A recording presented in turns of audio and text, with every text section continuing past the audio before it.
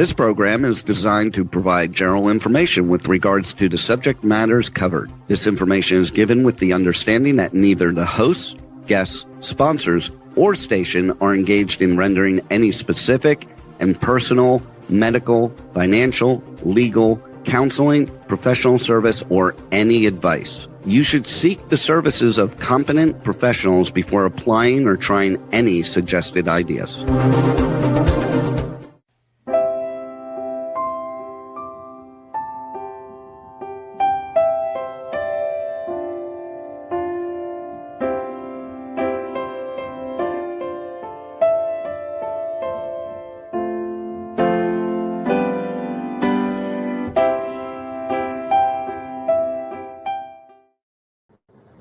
Hi, welcome. Welcome to the Sound of Gold. It's good to have you back and listening. And for those who are new, thank you for joining us.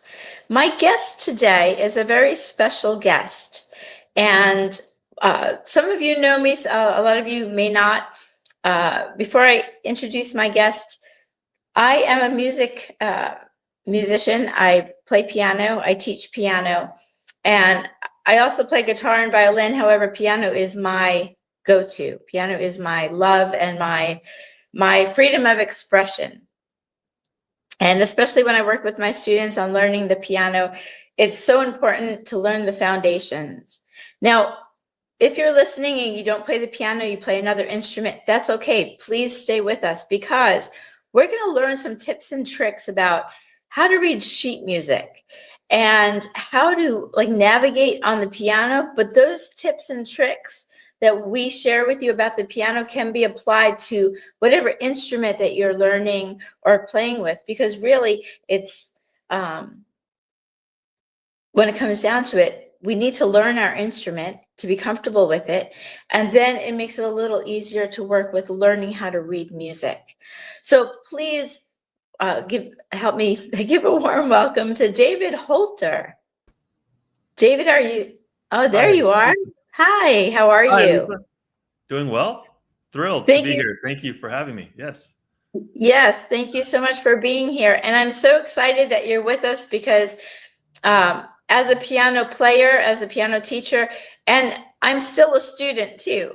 So I've been following you for years, and I receive your emails, and I've taken some of your promo classes, and I've learned so much. And I was glad to connect with you because you have so much wealth of information to share with musicians out there. And even though we're focusing on the keyboard, a lot of these tips and tricks can be used with other instruments, which I mentioned, as long as the individual learns their instrument.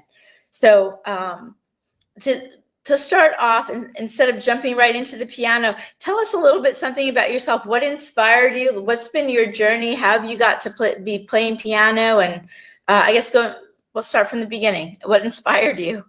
Sure. Well, I also I actually started out playing the violin, and I've played clarinet and guitar and saxophone, but I've always just come back to the piano because the piano for me, it is so versatile and so much fun.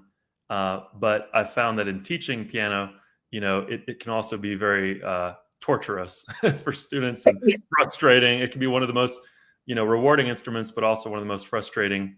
And I realized that there are some other types of musicians listening as well that are not necessarily pianists.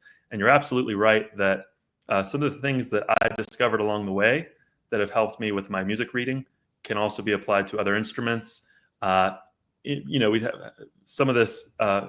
It really a lot of this comes down to the tactile feel for your instrument, right? And so piano was so much fun for me as a kid because I would just look at the keys the whole time and I would improvise, and I would memorize music that I could play really well looking down at the keys, right? All through my teenage years and early 20s. And then when I started venturing out into, wanting to be a professional pianist and teacher, I realized that the one skill that I was really missing was sight reading. Because I'd just grown up working out the notes one at a time, big pieces, but just memorizing them. So I couldn't sit down and sight read even the simplest pieces. And it was in grad school with my teacher, Dr. Barbara Lister-Sink at Salem College, who put a barber's bib around my neck and covered the keys with it and had me try reading sheet music without ever looking down at the keys. And that's where I realized that even though I already had a degree in music and all of this, I didn't have that skill.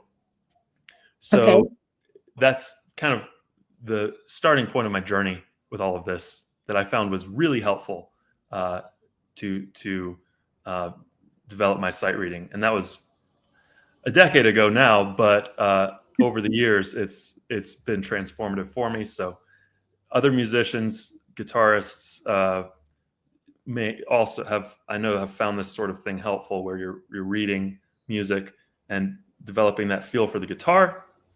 Clarinetists, saxophonists, like I used to be, they're great at this, really, because they don't need to look down at anything.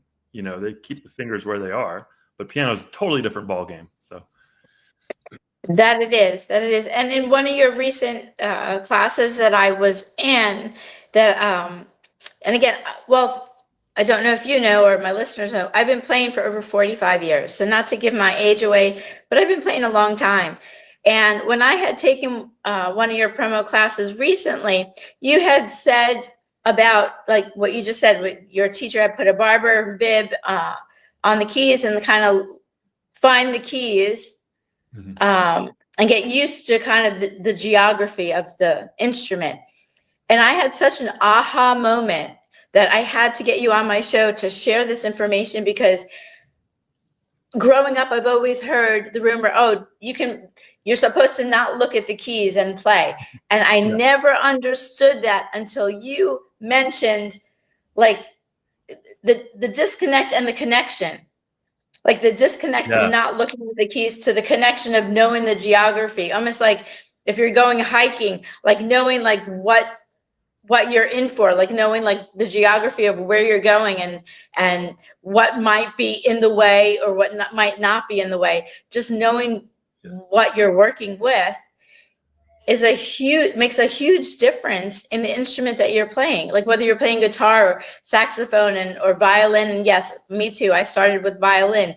You just really need to learn the geography of the instrument, because then it becomes so much more fluid when you're playing, because then you're not doing, and I don't have sheet music in front of me, but you're not stopping to be like, okay, I'm pretending if there's sheet music. If I'm looking at like a C, is it this C? Is it that C? I have to figure it out. But knowing by feel where I'm going, it makes it easier and more fluid for reading music. So am I understanding you correctly in that way? Absolutely. I mean, I know that you have a huge variety of skills, right? That you've developed over the years. Yes. And if you think about what is developing a skill, if you go into any one of those deeply, what you did to improve is you developed basically mental maps, of what to do in certain situations, whether it's acting or singing or producing, all these different things. We all start out kind of bad at stuff, most of us. Every master was a disaster, right? So it's like even though I had developed piano technique and the ability to memorize well and all these other skills and music theory from studying composition in college and stuff, the thing that I didn't have was a mental map of how to move my hands with direct confidence.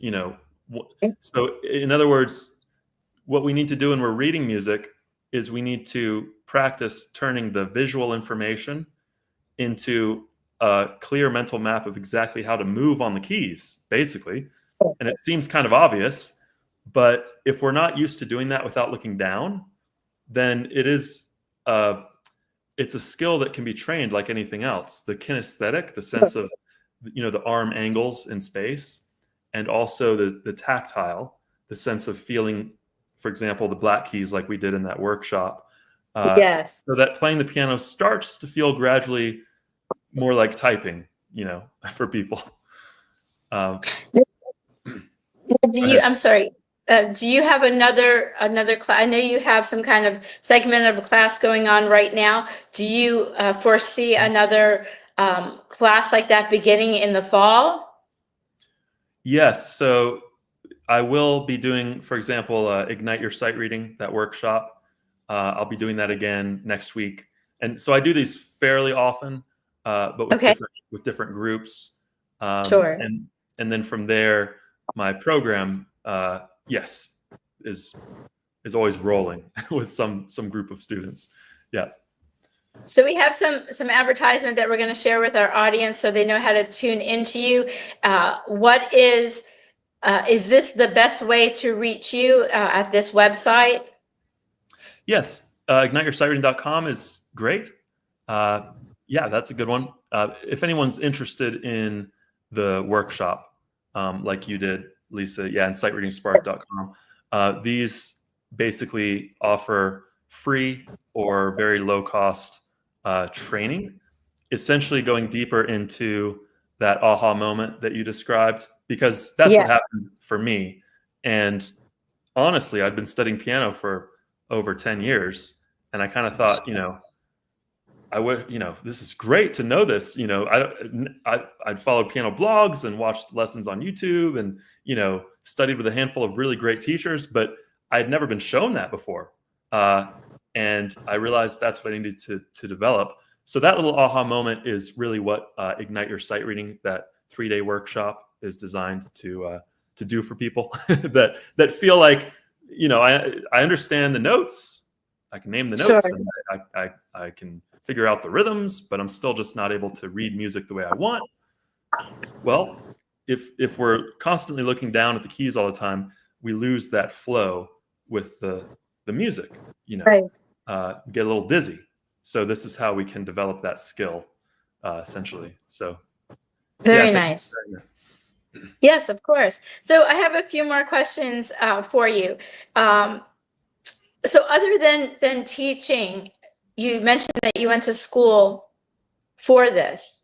So has your focus been on, are you a classical player? Do you play just about anything? Do you have a preference? What is your go-to when you sit down at the piano to play? Yeah, so primarily classical. And so I play gigs. I've had a long time church job, and weddings, funerals, that sort of thing. And I am slowly getting more into jazz. I would not call myself a jazz pianist yet, but that's really fun. And so essentially, what I love about sheet music is, by developing the skill of being able to read it, it opens up every other world in piano, not just classical. I've been looking at, etudes written out by Oscar Peterson and all sorts of fun things. You can read jazz solos that have been transcribed. And so sometimes people say, well, isn't it more important to be able to play by ear? Like so many, I also love pop music, and I've played in a rock band and that sort of thing. And of course, there are so many great groups like the Beatles, right, that couldn't read music. They say they couldn't read music. So, well, if all these great musicians couldn't read music, why should I learn to read music? Some students will say.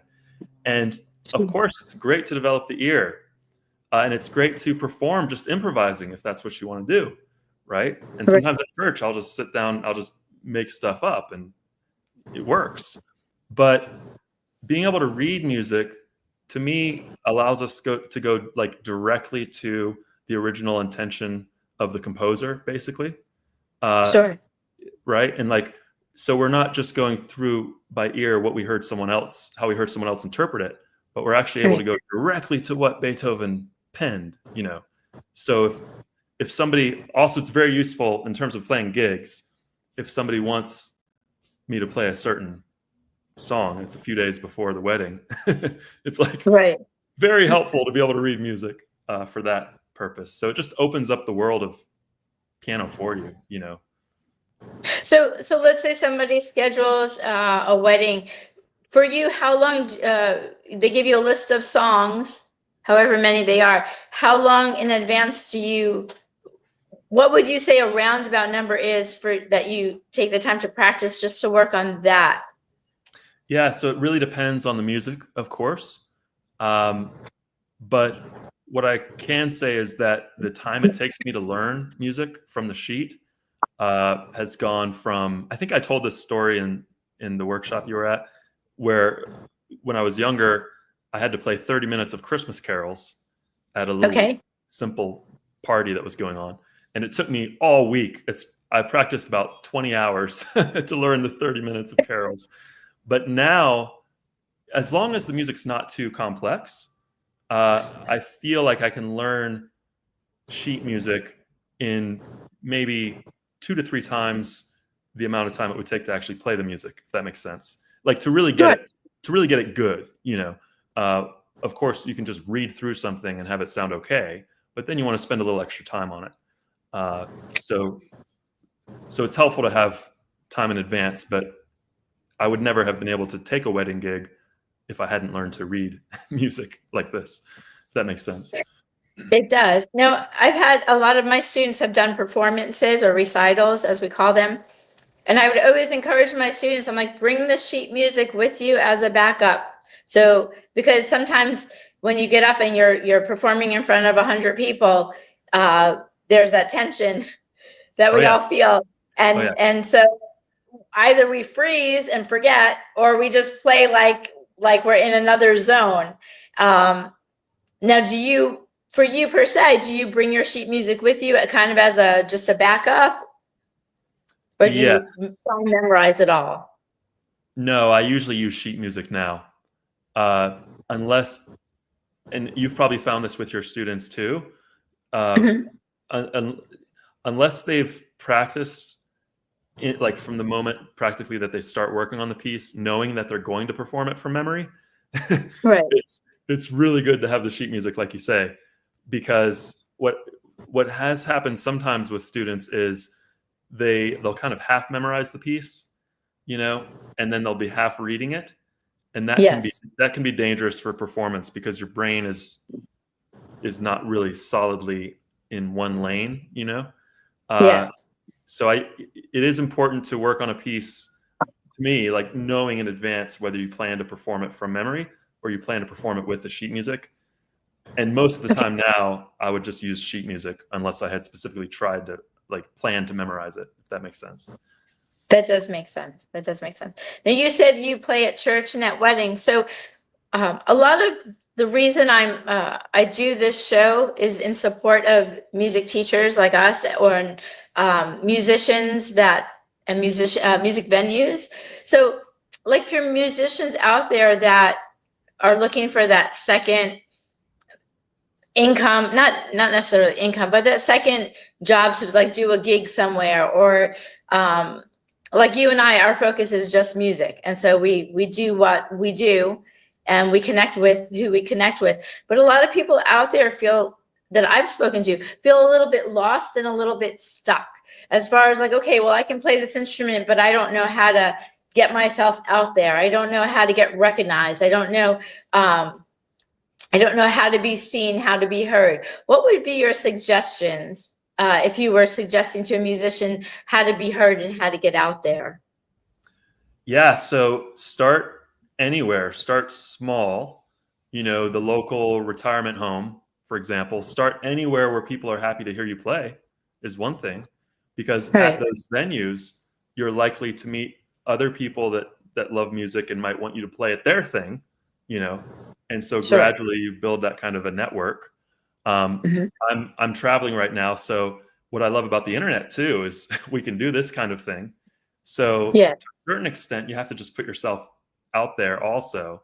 You know, I think it's really cool to go live and perform. And even if just a few people watch it, they know people too, you know? So it's not like you need to wait until you have a huge audience by any means.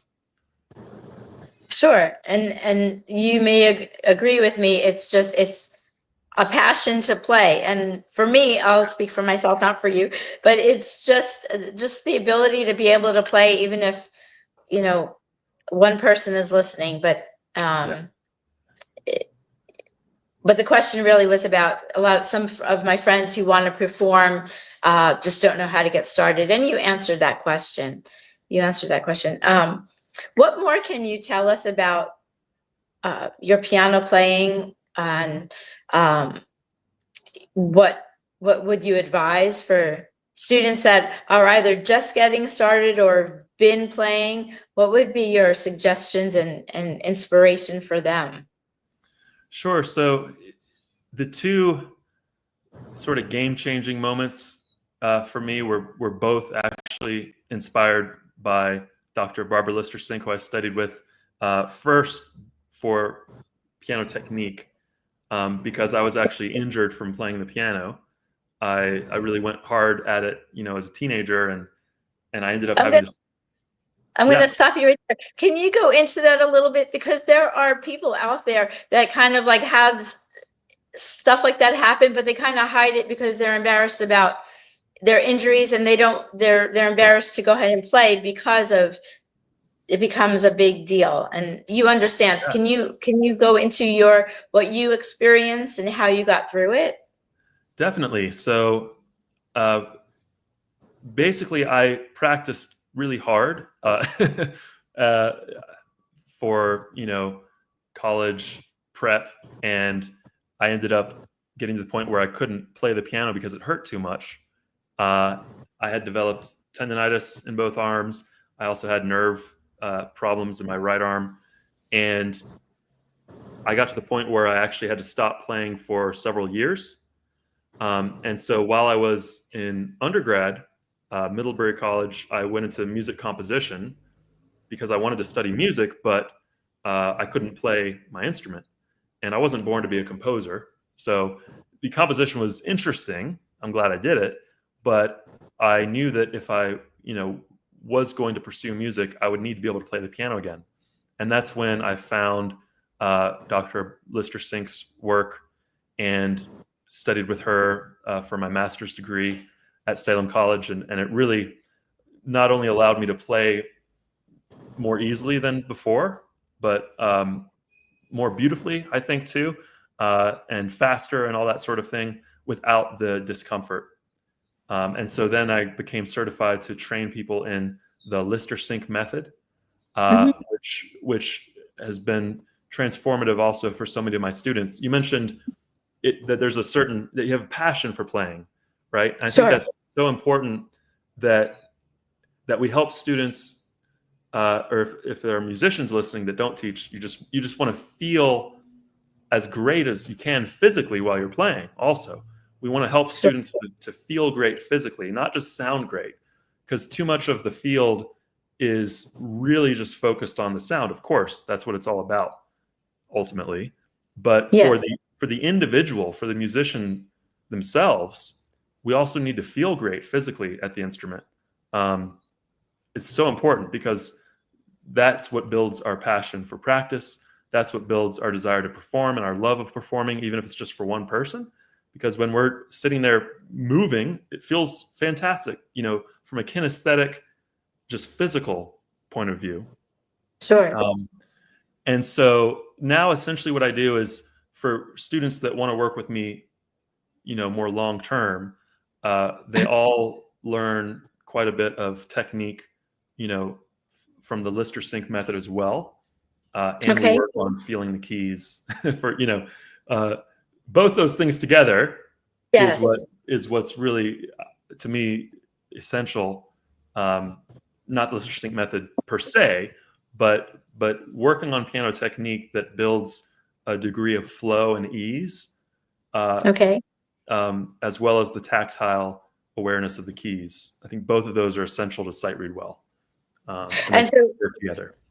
So everyone that is interested in wanting to connect with you, it's in igniteyoursightreading.com.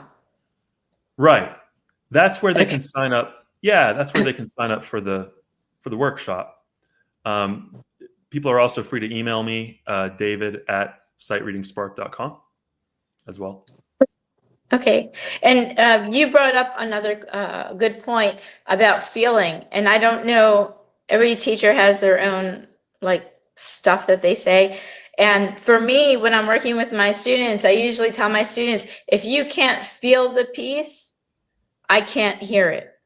And so, and so with what you said, it's important as the musician that you feel well.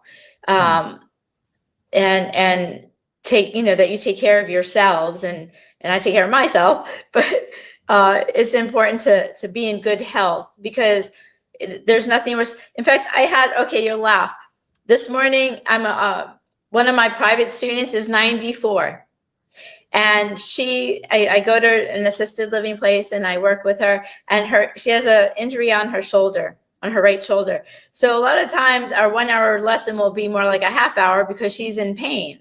Because she goes, oh, and she plays very well. But the fact of the matter is that, she will say we have to stop early because her shoulder's hurting her. So, it's like a toothache or a backache, that little thing that's going to distract you from being all that you are in expression. Because for me, and I don't know, perhaps you'll agree, everything is energy. And so the more energy we put into our practicing and our playing, and the more focused we are, it just, everything kind of melts away, and the more we can feel what we're expressing in sound.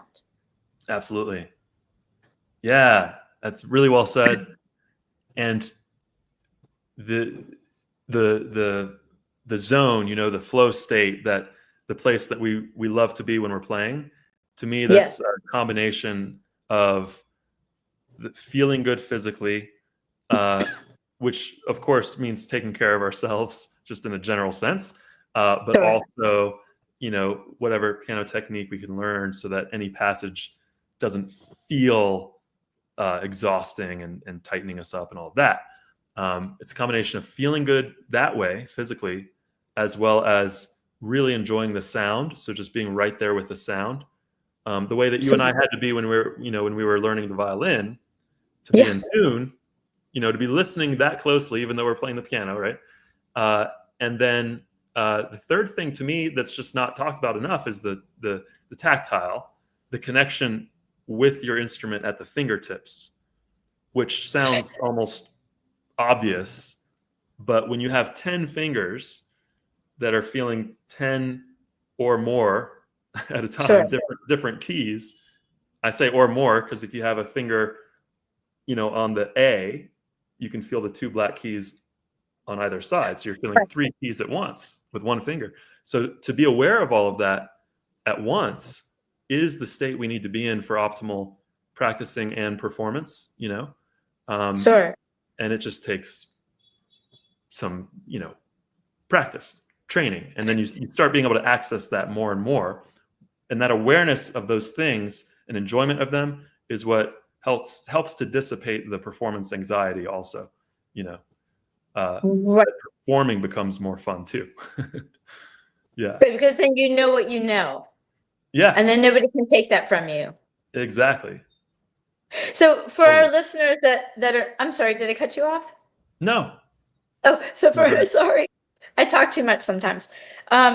So for my listeners out there, that whether they play piano or another instrument, what would be your best advice for technique? Because we all can play, for advanced students that can play music, whether they're playing by ear or reading music. I think when I teach, I think technique is so important because it's just, you're loosening up kind of before running, let's say. Yeah. And so what would your tips be on, or tips and suggestions on technique? What would you recommend? What do you do that you can share with us that would help us kind of reframe our pre-workout before playing? Great question. Because I also, I used to play some sports and things. And of course, you always start out with warm-ups, which to me should be very simple at first. I think if we just dive into hand and exercises and how fast can we play our scales, it's not really a warm-up. That's hard work. I mean, that's pushing the envelope of our technique can be the next thing. But let's start with something very simple, no matter what level we play at, And so for me, and in teaching, and a lot of this, of course, is straight out of the Lister Sync method. We'll start just with how to sit. We pay attention to how we're sitting. We make sure that we're breathing well. We observe our breathing. We say so. We're just first we want to be aware that we're breathing well, We want to be aware that, for example, by raising and then releasing the shoulders, we allow the shoulders to be released. We work on sitting well, so we're upright, but it's not forced. All of these little things just first for sitting comfortably and well, optimally. And the reason it's important to start with that before we even play a key is because all those elements are what can gradually go out the window when we're working on the Hanon exercise or sight reading or Beethoven, or the Oscar Peterson, whatever it is. We can, especially if we're performing, we can stop breathing actually, right? Or when we're sight reading something, the head comes forward, we start slouching, the shoulders come up and get tight. And so by first just starting on how we sit, that can be helpful for mitigating these little creepy crawly bits of tension that can come in, because all that unnecessary tension in the body just makes playing harder, That's good. Yeah. And then we do gravity-based exercises, like just lifting the forearm and the wrist and then just letting that fall. And we work on just producing a sound at the instrument using gravity so that we're not poking, the muscles aren't working harder than necessary. We have to start from that foundation of ease before we notch up the complexity, if that makes sense.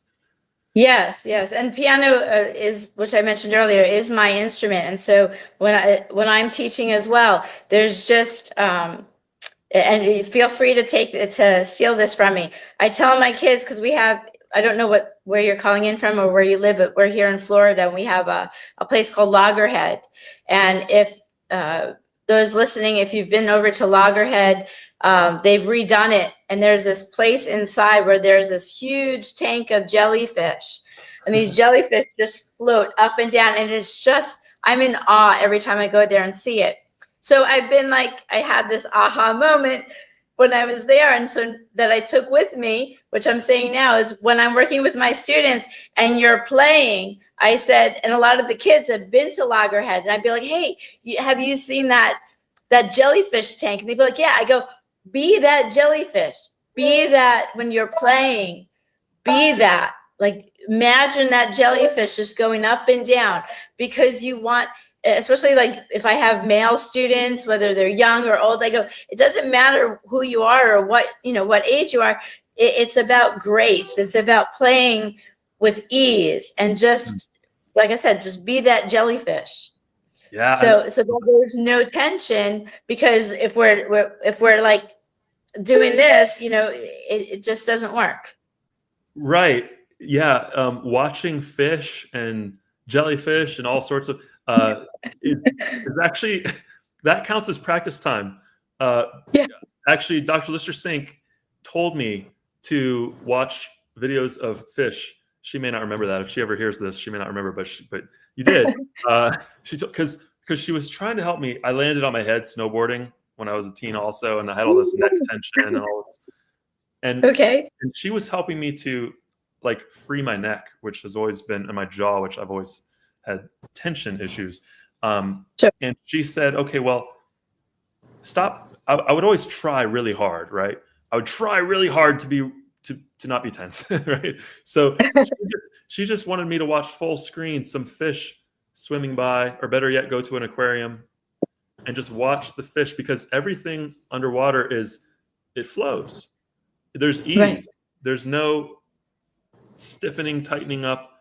It's all just drifting and flowing. And actually, by watching that, it calms things down, I think, in our brains. So I also love, how you're using the jellyfish as kind of showing that vertical movement of the wrist. Yeah. And the fingers hanging a bit. That's a nice image. We use all kinds of little metaphors and things. Because what you don't want is that wrist to get really tight and then the fingers have to work really hard by themselves.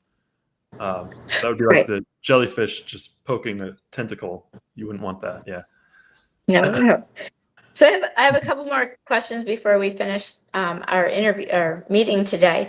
You mentioned in the zone, and we kind of touched on that, I think, in the fact that to be relaxed and to be and breathing. But can you explain to some of our listeners who are maybe just beginning with an instrument, or even those who are advanced, because there's never any end to us learning. Can you touch a little bit more about that zone? Like, what does it mean? Where do you go? How do you get into it? We could talk about this all day, so I'll try to keep it simple. That's okay. We got some time. I do recommend the book Flow by Mihai.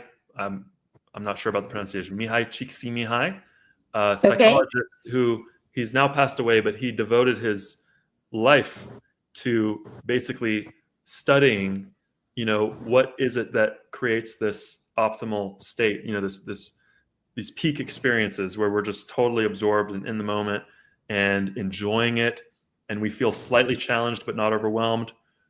So the simple answer, actually based on his work, is that you want to be at just the right level of demand.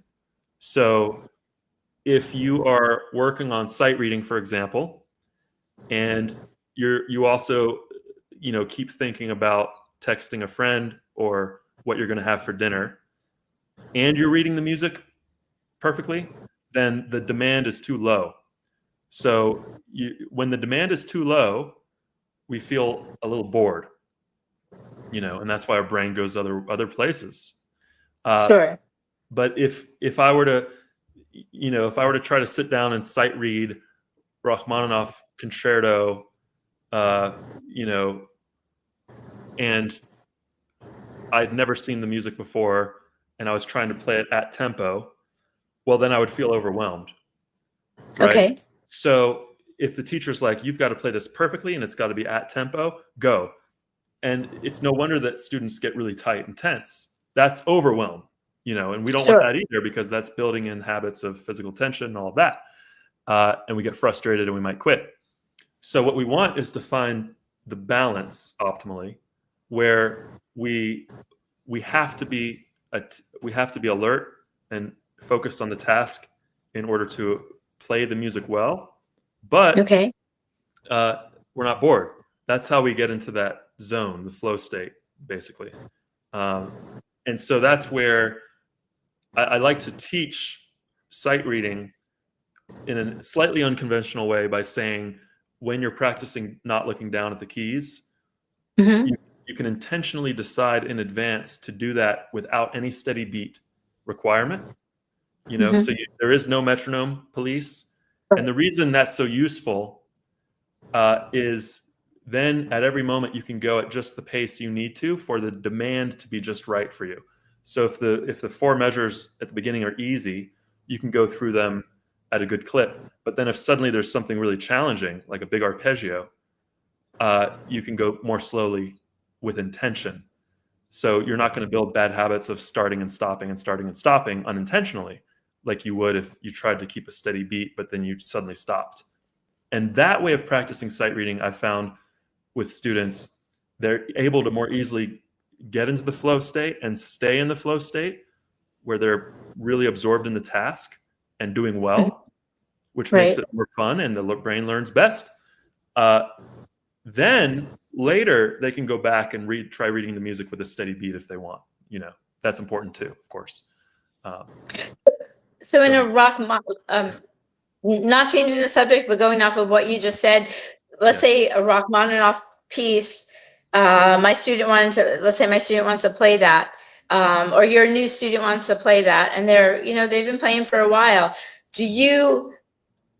So that my listeners don't feel overwhelmed when they're working on a piece, as a teacher, and I know what I do, but for you, do you say, okay, let's work on the first page, hands separate, hands together, or let's just work on the first block of like the first phrase, the first couple measures, and then just like go along in chunks?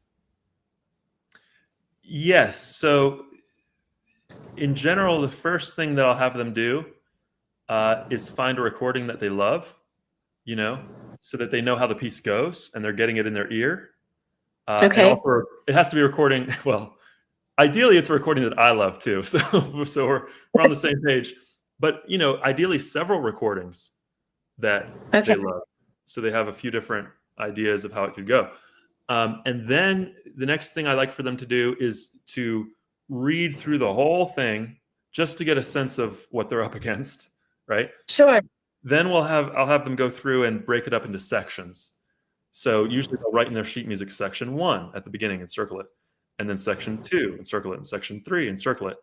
And these sections, they could be usually like, well, it depends on the piece. It could be 4 measures, could be 16 measures. It's a self-contained, chunk of music. Oftentimes, it's one run of the melody, the theme. But whatever the section is, it should be something that they feel personally like they can learn in a reasonable amount of time. We can talk about what that means. But basically, we're just breaking up, chunks. Like you said, we're breaking up the piece into bite-sized, less intimidating mini pieces. And then often in a lesson, I like for them to just play section 3, as if it were a standalone little piece.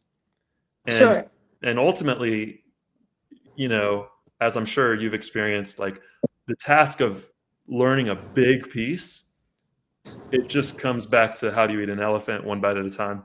I don't know where that comes from. It's a little weird, but it's like, no matter how long and massive the piece is, you can break it up into small sections that each feel,